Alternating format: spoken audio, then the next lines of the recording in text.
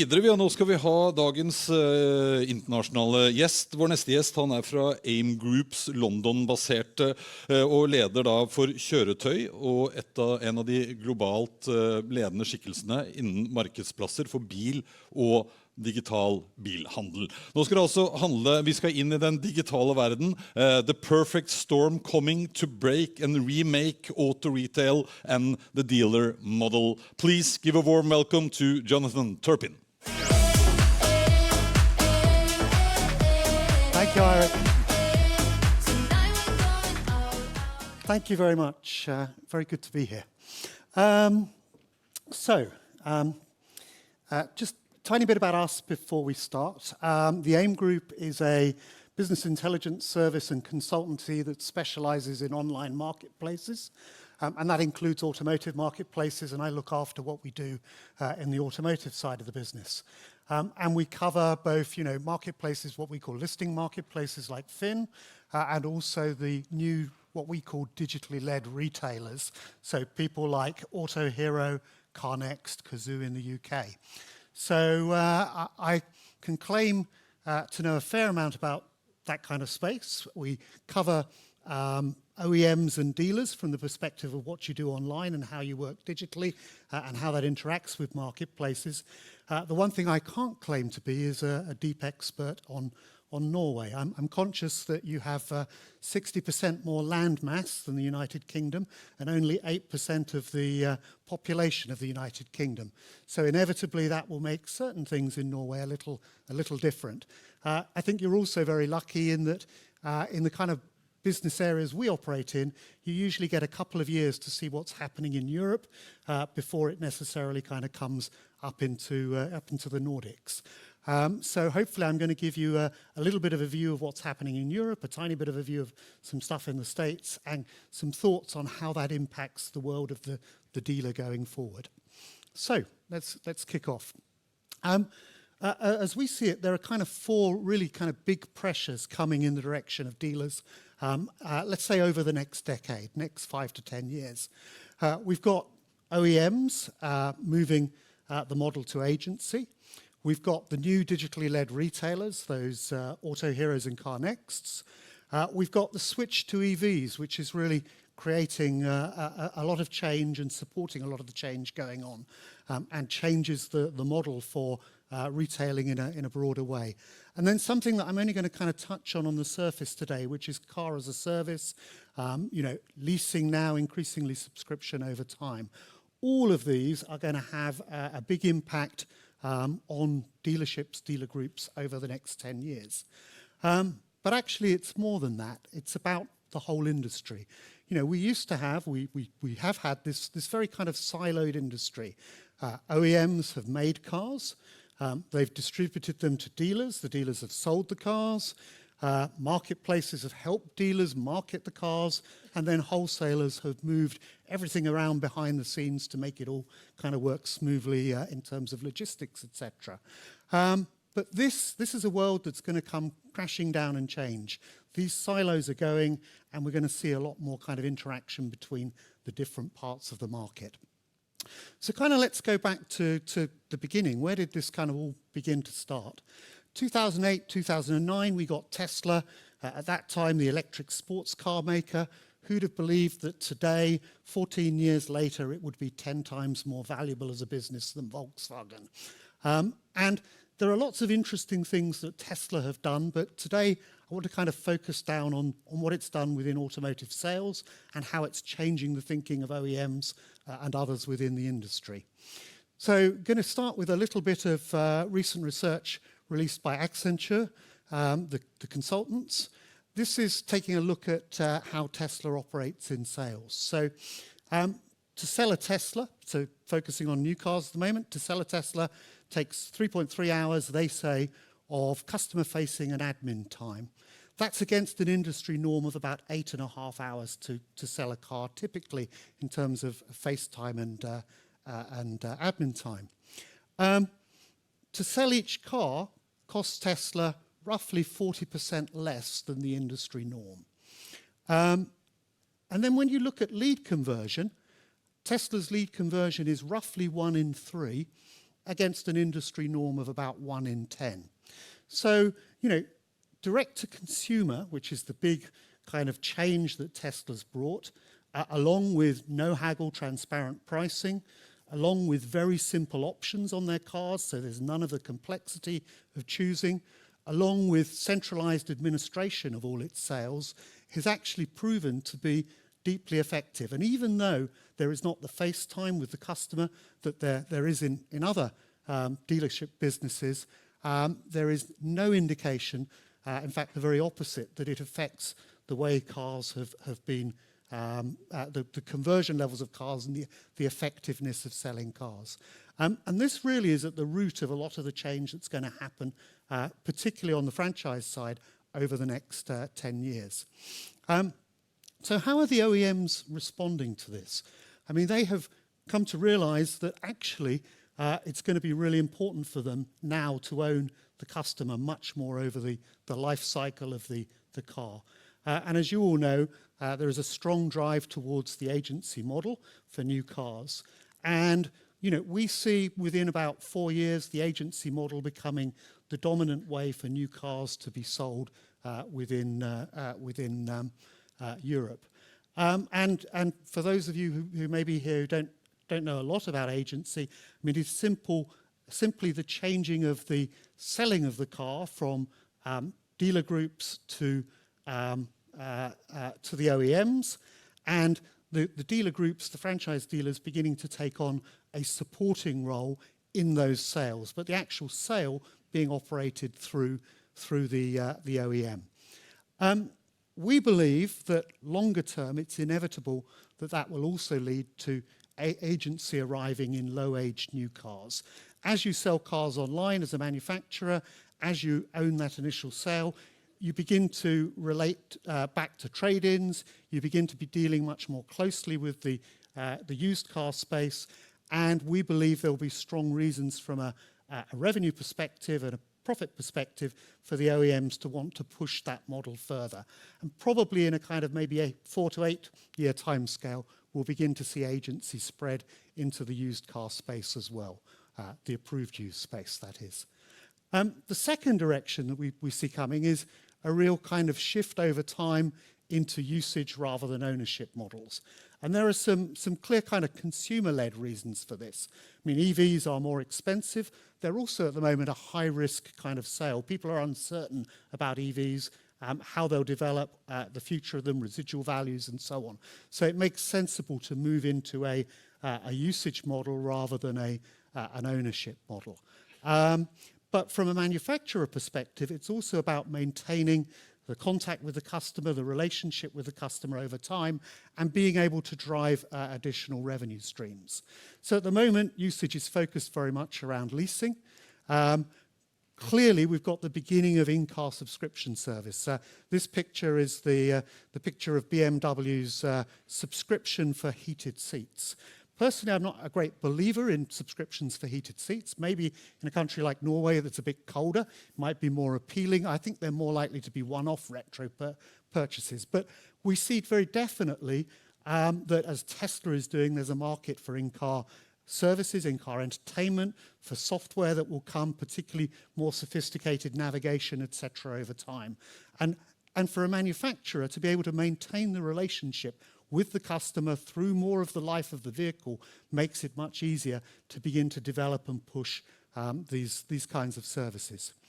I'm not going to talk at all about subscription in depth today, except we believe that the leasing model will increasingly change to a subscription model over time. A little bit different from what we have today.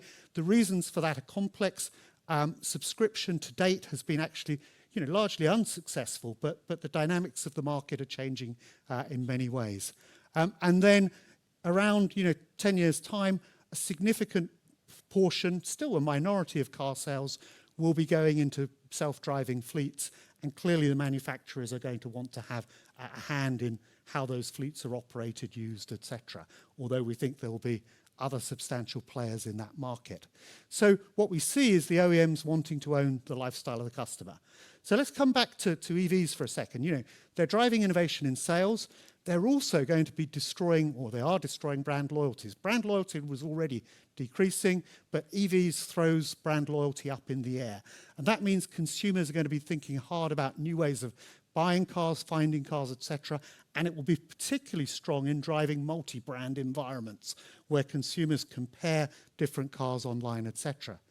EVs are also going to throw servicing up in the air. We know there are very few moving parts in an EV, but the picture is actually slightly more complex in servicing in that it's going to split two ways. We've got this complex, high-voltage maintenance type activity that franchise dealers are going to focus on and will be really important. And then we're going to have a certain amount of the lower value, traditional kind of maintenance type activities, tyres and smaller parts and so on. So you've got a changing world for the dealership there as well. EVs are also providing an easy route for some manufacturers like VW into the agency model. So a way of bringing it in gradually and making it an easier kind of introduction. And then finally, of course, EVs are here to save the planet, and let's hope that most of all they achieve that. So after Tesla came Carvana 4 years later, bringing many of the same ideas and principles to the used car space. And of course, there are the equivalents in Europe, Auto Hero, across, I think it's something like 19 countries at the moment, Kazoo in the UK, Cinch in the UK, CarNext, kind of slightly uncertain at the moment where it is, but also operating in the same space. You might say to me that, well, aren't they kind of, aren't these businesses a bit dead? The share prices have collapsed. This is a chart of the share prices of all of the listed digitally led dealers. We've got the 3 European listed ones, Auto One, Kazoo and Aramis. We've got the 3 Americans, Carvana, Shift and Vroom. All of them have seen their valuations collapse to a fifth to a tenth of where they were at the peak. So you might say, well, okay, is this revolution really here? Is it really happening? And we could argue for a long time about what's going to happen to these companies. But I think it's the wrong thing to think about these companies, because really the genie is out of the bottle, and I hope that's a phrase that translates effectively to Norwegian. Because what we know for sure is the customers are really liking what they see of their digital experiences in car buying. This is a little bit of research that Autotrader did. It's about 2 years old, so it's dated, but I think it's still equally relevant. On the left, we have people who would consider buying a car online. 55%. I mean, it's a question you can ask in different ways and get different answers, and considering doesn't mean you will buy a car online.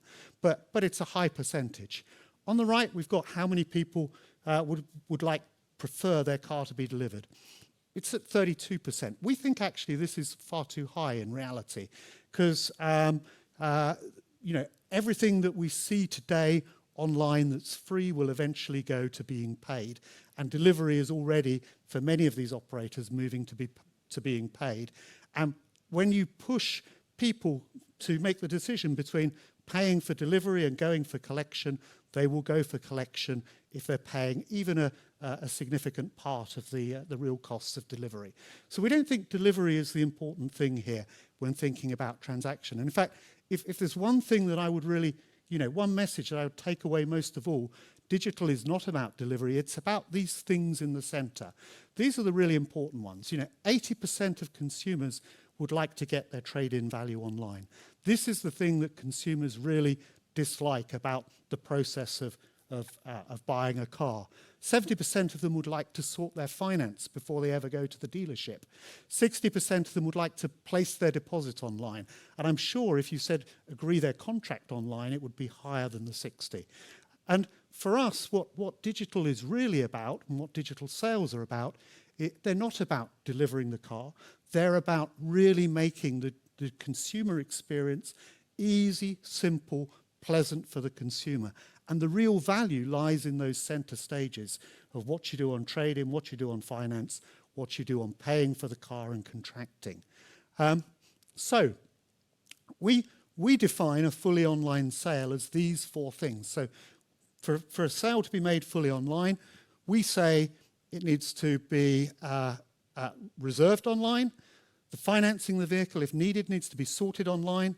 the trade-in should be done online, or decide not to trade in, and it should lead to the creation of a remote sales order. And that's what we would define as fully online, no delivery within there. Actually, I'm cheating. It's not our definition. It's CarMax's definition, the largest used car dealer in the United States. And by that definition, 11% of their vehicles are now sold online. So if we apply that definition, what kind of share of OEM and dealer sales might be fully online in 10 years' time? We think it'll be 100%. Okay, maybe I'm exaggerating, but very few people want to do those complex bits of the purchase in an offline environment at a dealership. So we believe 10 years' time, 95% of car sales will be done fully online. How's that going to split between, how does the world then split between walk-in, delivery, and collection? So we think walk-in, as it used to be, will be at 0% in the traditional sense. Doesn't mean people won't come and won't want to come to the dealership, but it's not going to be how they initiate their process of buying the car. We think delivery might be about 10%, because cost of delivery will really push the numbers down. And we think, good news for those who own dealer locations, the collection will be at about 90% of the marketplace. And for those of you who are skeptical about the walk-in number, this is a study that CarMax did of people who bought cars from them last year. And they found that 95% of those customers had visited them first online. So the walk-in was always a consequence of the initial online search rather than anything else. So turning to the shape of dealerships, this is a map of the customer centres of Cazoo in the UK, new digitally led used car retailer. It has 22 customer centres. I've mislaid the statistic, but I think the statistic is that 70% of the population live within a 50-mile drive of one of these centres. 22 is an interesting number. If I turn to Tesla, Tesla has 26 locations around the UK. For its model, which is a combination of collection from regional centres and delivery where that really doesn't work very effectively. That contrasts to 180 franchise locations for Volkswagen alone in the UK. Rationally, that doesn't make sense. The model will change, the dealer location shape will change, the geography and topology of dealer networks is going to change substantially as we move further into this digital realm. So, where are people actually going to buy their cars? Are they going to buy them on retailer websites, or are they going to buy them on multi-brand marketplace sites? So our belief is that in 10 years' time, 70% of the cars will be bought on marketplaces, 30% on retailer websites. It'll probably be a bit higher for new cars on the retailer side, and a bit higher for used cars on the marketplace side. So why do we say that? Well, we have that decreasing brand loyalty that we've already talked about. We've got increasing trade-off because used cars are such high quality nowadays, young age used cars, we've got increasing trade-off between new and used. And that's a complex trade-off. I might be looking at a brand new Audi Q3 and thinking about trading it off against a second-hand BMW M3. That might be my choice in the cars that I want. So it's often a multi-brand experience as well. We've got the knowledge that consumers really go where there's maximum choice of cars, always. And the more things go online, we know that maximum choice is where consumers end up when they search for anything. I mean, it's the heart of the Amazon story, amongst others. But in this digital world as well, it's not just cars that people are finding online, it's financing that people are finding online that they want to do early. And in marketplaces, they will have the maximum choice of financing, and they will have the maximum pricing and financing transparency. All of those things have a strong draw to consumers. And then finally, buying on a marketplace is the fewest clicks. Think about this. I want to find my finance before I find my car. So I find my finance. At that stage, I don't want to go off to a separate retailer site to buy the car. I've already mostly set up to do it. so the transaction flows neatly through within a marketplace environment. So some more definitions. I've talked about how we define digitally led retailers.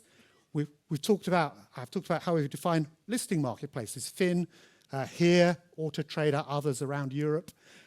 There are also some very early stage, what I would call retailing marketplaces. So these are marketplaces where you can buy online and the cars come from dealerships. We have Binco in the Netherlands, Sees recently started up in Denmark. But we also have some of the digitally led retailers already beginning to sell dealer cars. So Cinch has a small volume in the UK. Aramis Group in France and Spain has been testing how it sells dealer cars alongside its own cars. Biggest of all, Heycar, which we'll come to more later, has a substantial raft now across 5 countries of dealer cars on sale online. But we believe all of the listing marketplaces will be heading in a transactions direction. Most of them have plans to begin to introduce transactional services. And likewise, we believe that the digitally led dealers will also become marketplaces over time. So if you think about it, as the listing marketplaces become transactional, they have a real advantage in volume because they're working with you, dealers, to maximize the volume that they have available. The stock holding businesses will find that volume advantage a problem for them. They'll need to increase their volume. They can't fund the extra volume. They'll need to come and work with dealers in the marketplace. And we're already seeing this with the biggest of them all, with Carvana. This is some scraped data from the States, but it shows that in the last 2 quarters, particularly now Carvana is in kind of trouble and trying to figure its way out of that trouble, it's substantially increased the third-party stock, mostly from dealers on its sites, which is now up to about 14% or so. They've made no statement about what they're doing, and they won't talk about what they're doing, but we believe they're now heading towards becoming a marketplace. So other things that have come from the move online. So self-sourcing. For any digitally led online dealer, it's critical to source its own cars, and clearly a core way of doing that is buying cars online. Cazoo in the UK is now at greater than 30%, and it thinks it'll go significantly higher than that. Carvana, last time they published a number, was at 65%. CarMax, the leading used car dealer in the States, is at 70% to give a benchmark. Actually, historically, it's been around 40% sourcing its own cars by buying, but it bought Edmunds, a digital business, and it's rolled out very sophisticated online buying now, taken that to 70%. And, Lithia, one of the other large used car dealer groups, gives a kind of benchmark for the States in general. It manages to self-source about 74% of cars. So car sourcing is going to go very much online over time. The marketplaces around Europe are all also working on how to buy cars. You know Netbill in Norway, and you know that it's developing. It's currently under Schibsted's ownership. It's grown to about 2%, so it's still fairly small in terms of its overall volume of what it buys in the market.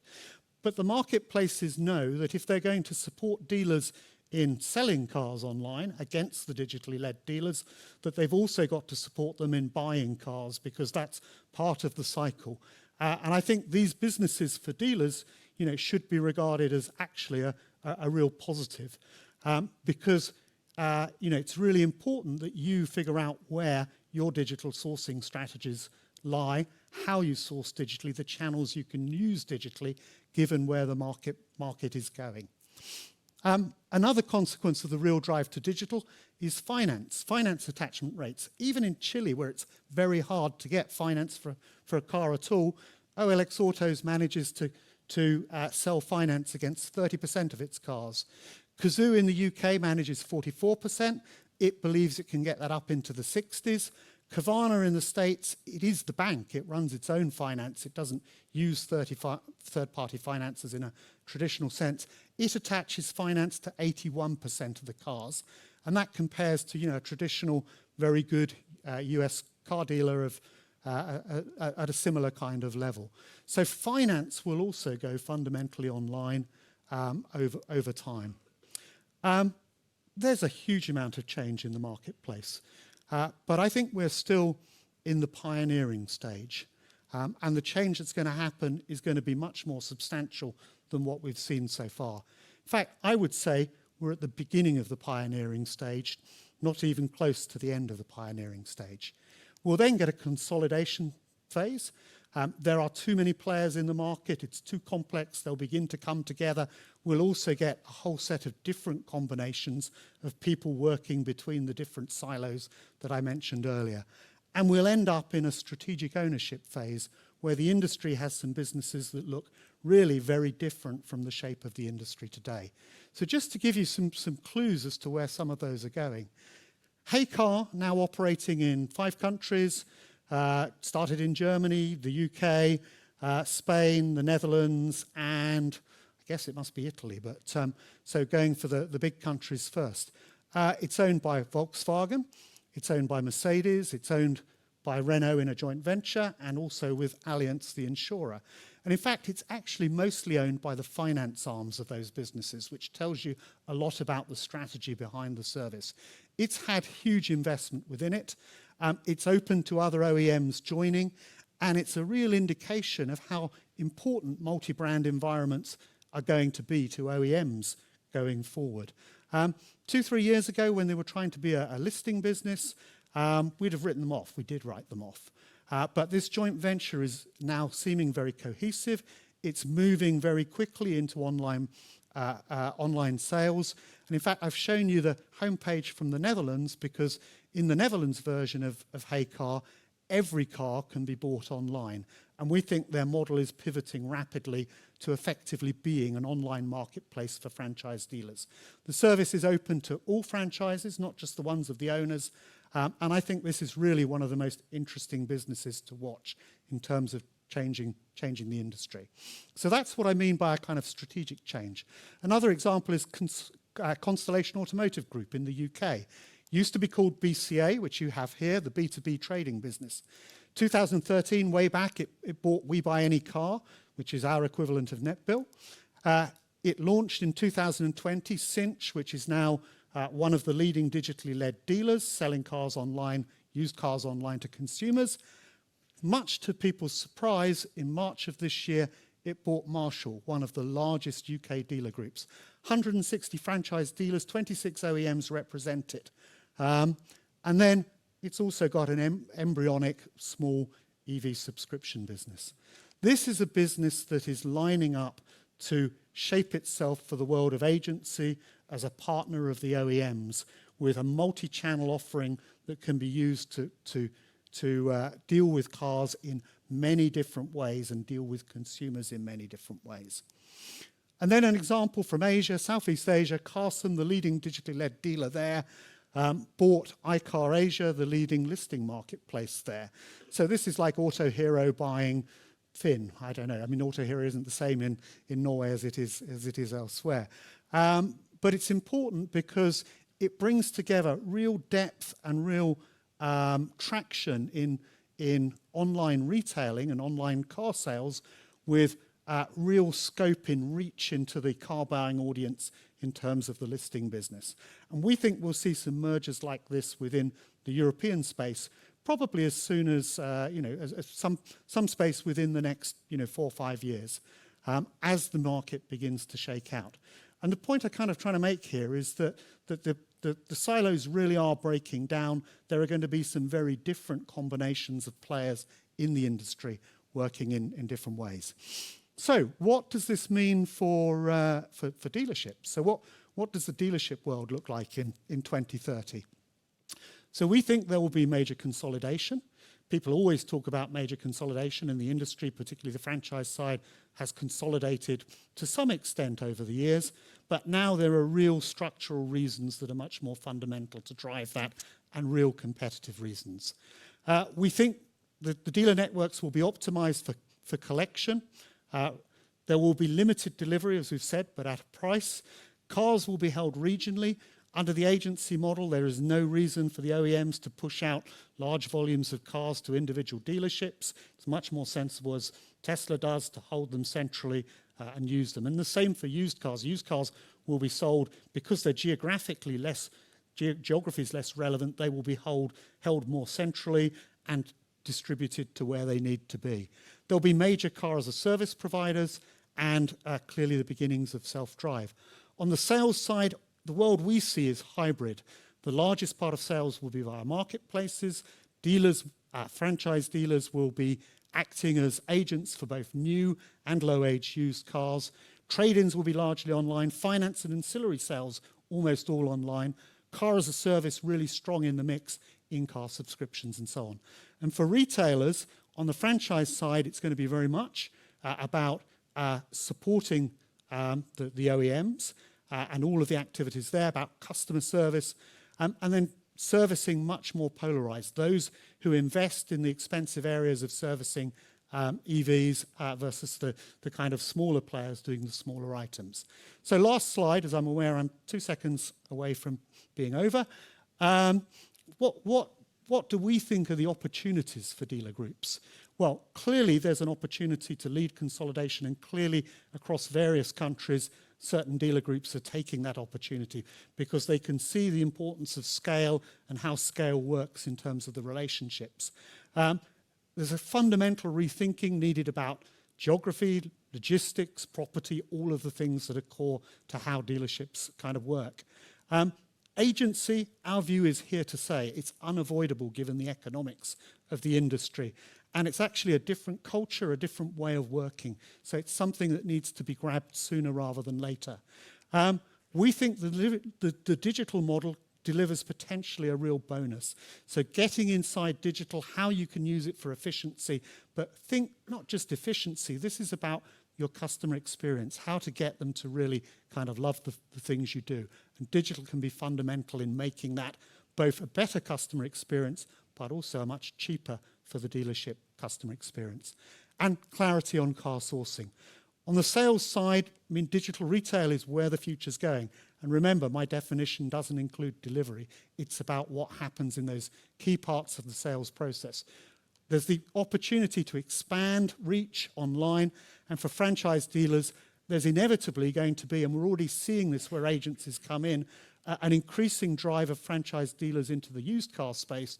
And for the independents amongst you, that means you're going to have increased competition coming out of the franchise sector, because that's where, in the medium term, it's going to be easier for the agencies to make money. And retail services, I think I've said all of this. So I'm over time, so I'll kind of turn it over if there is still time for questions. Thank you. Thank you. Pleasure. Again, we do have an audience who ask questions very fast, and then you actually answer them afterwards. So I'll skip a few of them, because we saw that like OEMs creating their own marketplaces, also in cooperation with other traditional competitors, which I thought was very, very exciting. But which advice will you give an independent car dealer, small car dealer, who now starts to kind of develop for the next 2 to 3 years? So I think several things. I mean, one, I think you have to grab digital and think about how you use it in a much more sophisticated way. I think fundamentally, and I don't know how much this has already happened in Norway, but the move towards fixed pricing that works online, no haggle environment, reducing your sales costs, using digital to remove your sales costs, all of those are key elements, I think, for the independent dealer. And I think online is about channels. It's about experimentation. There's going to be lots of opportunity to try different ways of selling. While the market is small, test, try. You know, there's little risk in selling a few cars in different ways. Thank you so much. It's time for lunch. Yeah. I'm about in the break if anybody wants to ask any other questions. Yeah, so you're here, so just grab him and ask questions. We are... trenger jo ikke å snakke engelsk til dere. Thank you so much. I continue talking English to them. Det tid for lunsj. Jeg tenker at vi nå kjører lunsj fram til klokka 12. Jeg kan knipe litt i andre enden. Kjekt å vite. Det noen som her helt alene? Ikke med kollegaer? Hånd i været? Noen som her helt alene? Ja, noen få. Dere ser de andre. Ta vare på de. Flott. Til dere der hjemme, vi kommer til å lage lite innslag under lunsjen også, mingle litt sammen med de der ute, og snakke litt med de som står ute på standene. Dere må også besøke stander. Gå nå ut og spis, hils på hverandre, snakk med hverandre, lær noe nytt, og så ses vi tilbake her klokka 12 akkurat.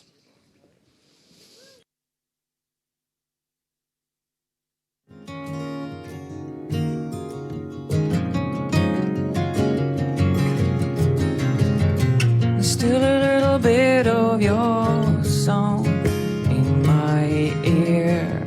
There's still a little bit of your words that I long to hear. You step a little closer to me, so close that I can't see what's going on. And stones taught me to fly.